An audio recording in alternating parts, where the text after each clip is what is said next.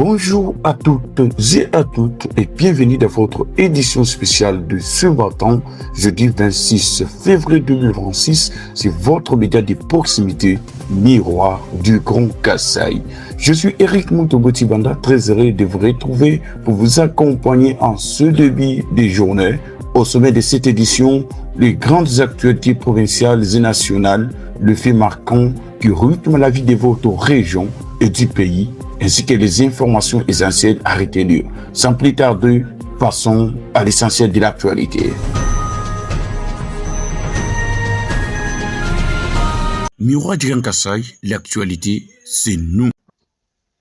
En province, un chauffeur de taxi-moto a exprimé sa joie ce mercredi 25 février 2026 face à l'amélioration notable du travail de la police des circulations routières dans la province du Kasaï oriental. Il a tenu à saluer particulièrement le professionnalisme et le sens de justice de son commandant, le major Félix Moukouna Kayembe, pour le changement positif apporté au sein de cette unité. Dans son témoignage, il explique que sa moto avait été confisquée alors qu'il se trouvait en règle en ce qui concerne son stationnement. Après vérification de la situation par les autorités compétentes, il a été rétabli dans ses droits et a pu récupérer son engin. Pour ses conducteurs, cette démarche illustre une volonté réelle d'assainir le secteur et de renforcer la confiance entre les usagers de la route et les services de sécurité. Suivez ces conducteurs dans votre édition spéciale de ce matin.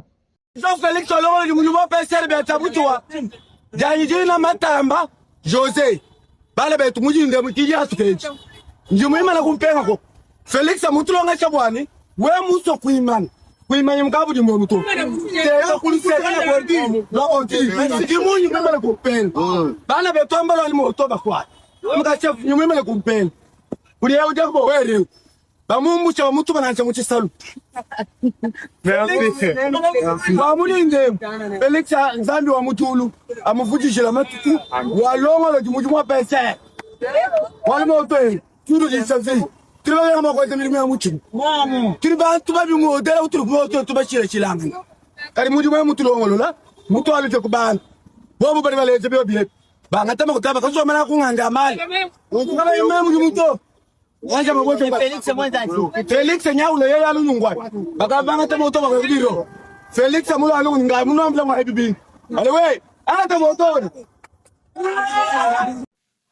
Toujours au Grand Kasaï, mais cette fois-ci dans la province de Lomami, où l'influenceur Chabani Diota a été remis en liberté ce mercredi 25 février 2026. Selon des sources proches de l'intéressé, il se trouve toujours à Cabinda et prévoit de se rendre officiellement ce samedi à Mouineditou pour poursuivre ses activités. Dans une déclaration rendue publique après sa libération, l'influenceur a présenté ses excuses aux autorités provinciales pour la mauvaise interprétation de ses propos. Il affirme que ces déclarations faisaient référence au régime passé et non aux autorités actuelles en place. Regrettons que certains jeunes de mauvaise foi aient, selon lui, déformé ses paroles. Toutefois, Chabani Diota prévient qu'il restera vigilant. Il soutient que si des fonds du gouvernement provincial venaient à être décaissés de manière irrégulière sous le régime actuel, il n'hésiterait pas à en informer l'opinion publique. Pour rappel, Chabani Diota avait été interpellé afin de clarifier des propos tenus à l'encontre des autorités de la province de Lomami dans le cadre de la campagne Visite Mouineditou. Suivez l'influenceur Chabani Diota dans votre édition de ce matin. Excellence, Monsieur le gouverneur Iron Kalom, chef, je n'ai jamais eu les problèmes avec vous. Je n'ai jamais critiqué vos affaires. Je n'ai jamais murmuré contre vous à côté. Mais je suis étonné aujourd'hui.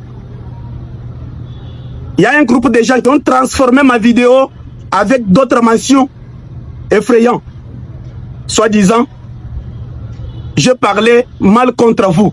Ou la vidéo que j'avais faite à la semaine passée, c'était contre le gouverneur. Jamais. Je sais très bien que la province, on n'a jamais financé. Je sais très bien que le pouvoir actuel, on n'a jamais financé. Là, je le sais. Mais je sais une chose. Je sais un projet que vous m'aviez montré d'agricole dans les territoires de Ngandajik. À mon arrivée, je vous ai demandé, vous m'avez dit non. C'était à 85%. J'étais content. Et lorsque je suis arrivé dans ma province, c'était correct. Pourquoi? Parce que les mécas de maïs étaient à 4000. J'ai trouvé les mécas de maïs dans ma province, c'était à 2500, 2000 francs. Félicitations. Un chapeau à vous. Je suis fier de vous. Mais je ne suis pas contre donc, le gouvernement. Son Excellence, je suis votre fils. Je parle avec les dernières énergies. Je ne peux pas vous comploter. J'ai beaucoup aimé nos autorités, en commençant maire de la ville, jusqu'au gouvernorat. Je vous aime tous. J'ai besoin de développement dans notre province. Chef, je vous demande d'abord pardon. Je vous demande aussi pardon. Sans fois oublier, chef de l'État a décaissé beaucoup d'argent pour le développement de la province de Lomane. En commençant avec l'argent de Chile-Gilou, 100 jours, 145 territoires et d'autres projets que vous voyez de la route nationale. C'était beaucoup d'argent que le chef de l'État a décaissé pour le développement de la province de Lomane. Mais jusqu'à maintenant, en nation, le président de la République démocratique du Congo, Félix Antoine Tshisekedi Tshilombo, est arrivé à Paris, capitale de la France, ce mercredi 25 février 2025.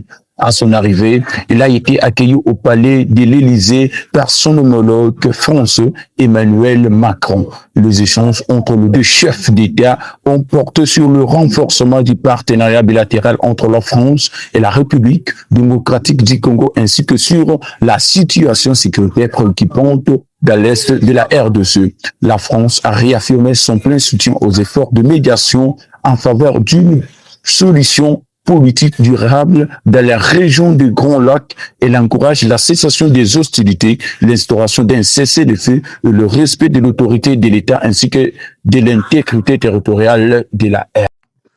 Toujours en RDC, mais cette fois-ci dans la partie orientale de notre pays, où les affrontements ont repris avec intensité ce mercredi 25 février à Kisenyi, dans les groupements de Kibabi, territoire de Massissi au nord Kivu.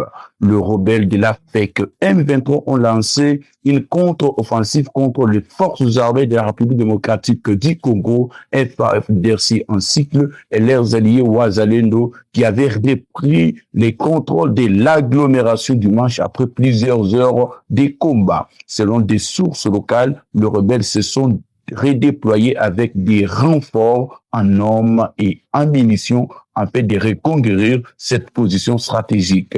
Kasseni constitue en effet un point de passage clé vers Rubaya, bastion important de la rébellion dans les régions. Sa perte présentait un revers majeur pour l'AFEC M23 alors que l'armée progressait au sud de Massissi.